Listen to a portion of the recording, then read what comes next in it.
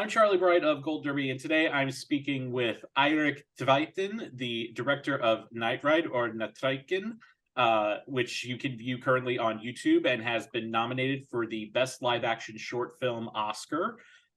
First thing I wanted to ask you is, was this shot on an actual street tram, and how are you able to shoot this on? And if so, how are you able to shoot this on public transit? Yeah, that's a good question. It was on a tram, and it was shot mostly during traffic hours for so there would be and also on this line. There's only one line in Trondheim, and it's one track. So every time another tram is going to pass, you have to go aside on another track and then pull in again. So it was challenging to plan how we would shoot the different scenes, because we would have to stop and be on different places. You can't just turn a tram around. And for Sigrid, that played the main character, she had to take charge because she was actually driving the tram, and so she would have to deal with that as a tram driver would have to do, like in regular traffic. So she was extremely brave that undertook that. So in the middle, she would say, no, we have to cut, we're meeting a tram here, I got to pull over. And it was she did really well. She didn't have more than a couple of hours with lessons, driving lessons, and then she just went on from there. And also although we're shooting during, we had to shoot during traffic hours. We would also do some of the shoot during night. I mean, after 1 o'clock, and between 1 o'clock and 6 o'clock, we would have the tracks for ourselves.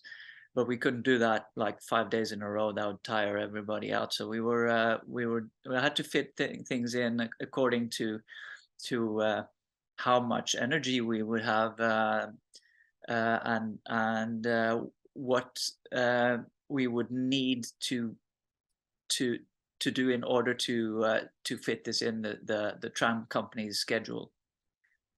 And so, if I can add also, so like there is also scenes that we shot without, the tram would stand still, but it's in the film we're driving. So, how did the idea for this short film develop? How did you come up with this? Yeah, very loosely. I started with a situation that a friend of mine got himself into in Oslo, growing up, where he came into the same situation as the main character does. So he takes off with a tram, and he sees their passengers waiting for the tram, freezing. So he stops and picks them up. Which is, it's in reality, it's probably not that fun. In fiction, it's more it's more fun, but still, it was an interesting idea for me, because if you're in that situation, you also have to, you're caught in the middle, where you're taking responsibility for whatever's going on the tram, and putting our character in that situation with like social issues going on her watch, was interesting, because she actually she doesn't, point one, she doesn't want to get involved. She's just on her way home. She wants to get home, and then this suddenly occurs, the harassment on the behalf of the trans person. And that's also, well, that's the main idea. I have to emphasize it, because that's what the film is about. Everything else is, it's things that do fit into the plot. But the what I really wanted the film to be about is what do you do when you're confronted with that situation. There is this harassment going on, and what I felt like, I've been in situations like that where I didn't know what to do. I didn't like, I couldn't involve myself. I would be afraid, or I'd be like uncertain, and this also, you know, if this goes on in a larger context, like Second World War and things like, then this bystander situation where everybody in the end, they don't take action, they let things happen because they don't it doesn't they don't feel that this applies to them, and you know, in a broad sense, you know, that's a lot of the things that are going on in society, in our towns, in, you know, in our families, and with our friends, but also internationally. We tend to not speak up, like we don't involve appropriately. So, the other thing I was really curious about is, you get this amazing performance out of the actress who plays Ebba, Sigrid Kandal Husjord, Yeah. and I was wondering, did you, when you wrote this, did you imagine this character as being a short person, and how did you end up casting her as Ebba? Yeah. So originally there was no thought behind that. So it was a woman. So we casted. We went to Trondheim where we were going to shoot, because, you know, it would be easier for us to check out you know, the professionals in Trondheim. They also have their dialect from the area, which is, you know, nice to use, and so a lot of great actresses came to the audition, and Sigrid was there, and she was just amazing. So it was, you know, it was so natural to choose her, and we were also, you know, debating, okay, so now we have to um, uh, consider also, so what is the film about? It is about being different and speaking up when people get harassed or there is prejudice. And she's encountered those situations where she's been a victim of this. So then she was very much you know, perfect for the role, I would say. And on the other end of that, you also had this amazing performance from Ulla Sandum, and I was wondering, how did you end up casting him in the role? Yeah, that was, we were like, I would say we were very lucky in the casting process generally, but to cast that role was actually probably the most challenging, because we, well, we were looking like, first with the, you know, the professional actors that I knew of, or that are registered in Norway, and we didn't find somebody suiting the part. And then I started, like, we would just, you know, turn every stone and look into the community, look into to who was there, and then I stumbled on Ola through a friend of mine that had done a theater show with him,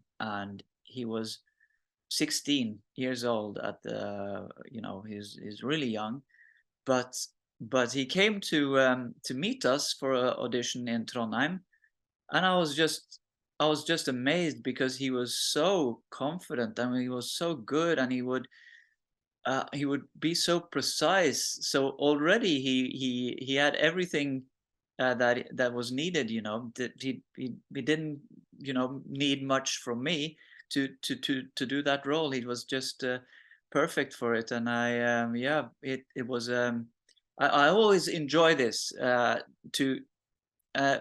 And I have to say it because it I think that's in a short film you can do that. You can look for talent, and you don't look for fame, or you don't look for that. But that's it's very.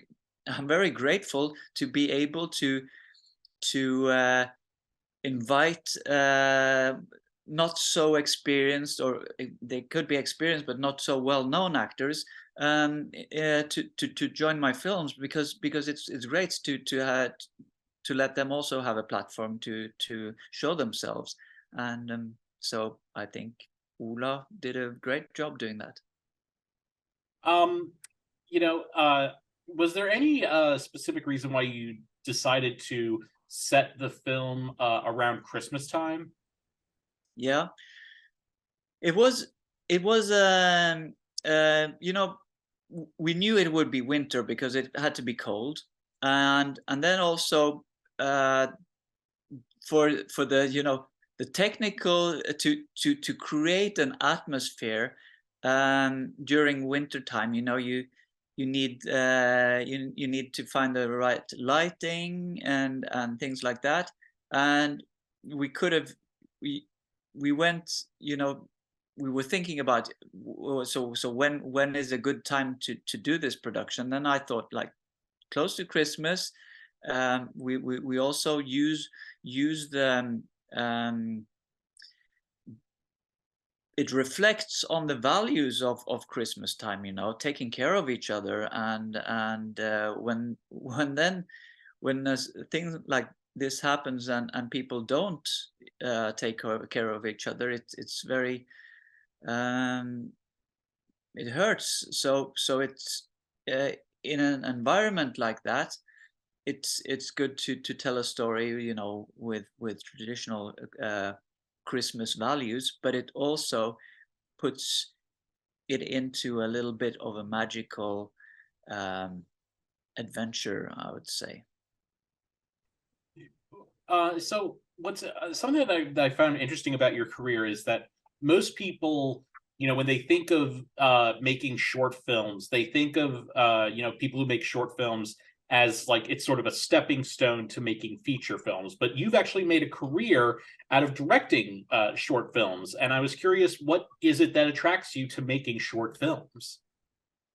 First, I would say that short films have opportunities that you wouldn't generally get in making a feature, or at least not being experienced and making as a feature or a TV series, because you can try out things. You can not that Night Ride is any experiment, but a lot of people use um, art, the art form of a short film to express themselves artistically, which I think is very good. And for me, it's been a nice thing to try out different. I always decide to try out something new that I haven't done before, and there is not that big a risk if you're working with a short film. I hope that sometime in the future it would be easier for general public to watch short films, and I'm sure it will be, because it's a good way to tell a story. Quite often you could actually tell a feature story in 15-20 minutes, the whole story. And yeah, with the uh, people being so busy, having short attention span and all that, short film might work well then. That's a pretty good observation, actually. So the other thing is that you received your first Oscar nomination for Best Live Action Short Film for this. Congratulations on that. What was it like when you found out that you had gotten nominated? Wow. Yeah, it's a little bit hard to describe because in the start, I don't think I really grasped what was going on. It's kind of unreal in a way. It's I didn't expect that was not, you know, when you when you stand there on the set, you don't, that's in your wildest dreams that it will make it so far.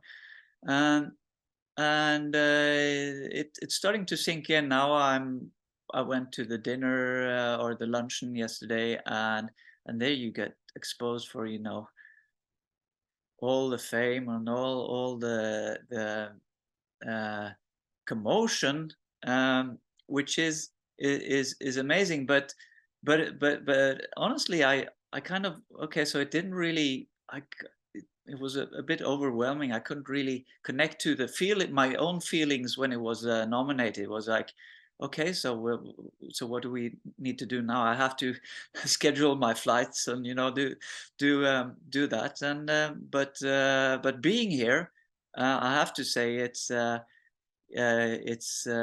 you're living the dream then. Well, Eirik, thank you so much for talking with us. We wish you all the best over the next couple of weeks. And to all of our viewers, please like this video. And don't forget to go to goldderby.com to make your Oscar predictions for the 95th Oscars. Thanks so much. Thank you. Thanks.